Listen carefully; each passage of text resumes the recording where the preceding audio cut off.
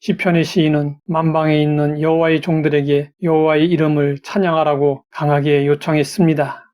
시인은 왜 찬양해야 할 사람들을 여호와의 종들이라고 불렀을까요? 이스라엘 백성들은 과거에 애굽의 종 바로의 노예였습니다. 하나님은 10가지 재앙으로 애굽을 벌하시고 이스라엘 백성들을 자유인이 되게 하셨습니다. 하나님은 이스라엘 백성들에게 기적으로 홍해를 열어 길을 만들어 주셨고 광야 생활 40년 동안 낮에는 구름기둥, 밤에는 불기둥으로 더위와 추위를 이기게 하시고 밤낮으로 실족함이 없도록 앞장서서 갈 길을 인도해 주셨습니다. 또 하나님은 매일 만나를 공급하시고 반석의 물로 먹이셨습니다.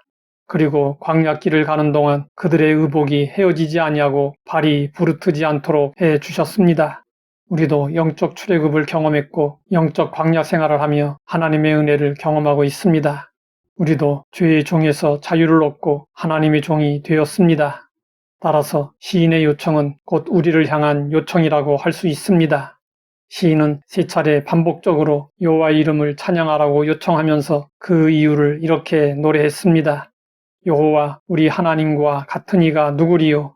높은 곳에 앉으셨으나 스스로 낮추사 천지를 살피시고 가난한 자를 먼지 더미에서 일으키시며 궁핍한 자를 거름더미에서 들어 세워 지도자들 곧 그의 백성의 지도자들과 함께 세우시며 또 임신하지 못하던 여자를 집에 살게 하사 자녀들을 즐겁게 하는 어머니가 되게 하시는도다. 할렐루야. 하나님은 높은 곳에 앉으셨으나 스스로 낮추셨습니다. 하나님은 한없이 높은 분이시지만 이 땅에서 일어나는 일들에 대해 무관심하지 않으십니다. 하나님은 우리를 보고 계시고 은혜 베풀기 원하십니다. 여기에 하나님의 위대하심이 있습니다. 하나님은 실제로 사람의 몸을 입고 인간으로 이 세상에 오셨습니다. 이 세상 사람들과 똑같이 사시고 우리를 구원하시기 위해서 대신 십자가에 달려 죽으셨습니다. 가진 자들은 가난하고 궁핍하여 먼지더미와 거름더미에서 사는 자들을 무시하고 돕지 않습니다. 그러나 하나님은 그들을 먼지더미와 거름더미에서 건져내시고 그들과 함께 하셨습니다. 옛날에는 여자들이 임신하지 못하면 저주받은 것으로 여겨졌습니다. 여자들은 아이를 낳지 못하면 손가락질을 받고 버림을 당했습니다. 하나님은 임신하지 못하던 여자의 아픔을 함께 하셨습니다. 그리고 태의 문을 열어 잉태하게 하시고 그들의 소원을 들어주셨습니다. 하나님은 사라에게 아들을 주시고 한나에게도 아들을 주심으로 집에서 즐겁고 행복하게 살게 하셨습니다. 하나님의 사랑과 은혜는 그 무엇으로도 다 갚을 수 없습니다. 하나님의 사랑은 무한하시고 영원하십니다. 하나님은 지금도 가난하고 줄이고 미움받고 소외당하며 버림받은 자에게 찾아오셔서 함께 하십니다. 주님은 나 같은 죄인에게까지 찾아오셔서 죄악에서 구원하시고 하나님의 자녀가 되게 하시며 영원한 생명을 주시고 영광스러운 하늘 시민으로 삼아 주셨습니다. 이런 주님을 어찌 찬양하지 않을 수 있습니까? 힘있는 찬양은 주님의 십자가의 은혜를 깊이 묵상하는 데서부터 시작됩니다.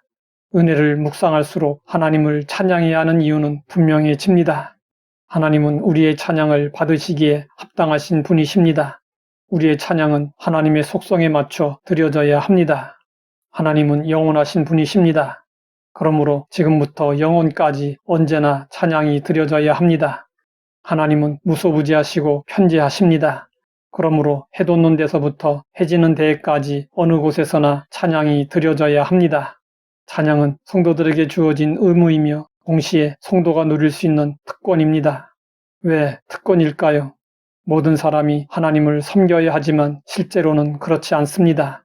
사람마다 섬기는 대상이 다른데 그것들은 다 헛된 것들입니다. 따라서 참되신 하나님을 알고 섬김으로써 하나님의 복을 누리는 것은 특권이 아닐 수 없습니다.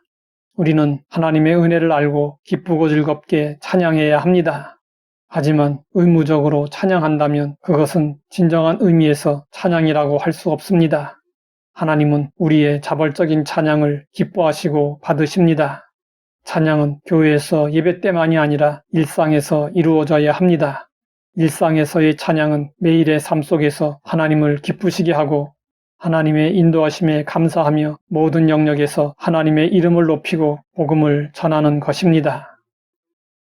하나님 아버지 찬양해야 할 이유를 분명히 알게 하시니 감사합니다. 이제부터 영혼까지 어디서나 하나님을 찬양하며 살아가게 하옵소서.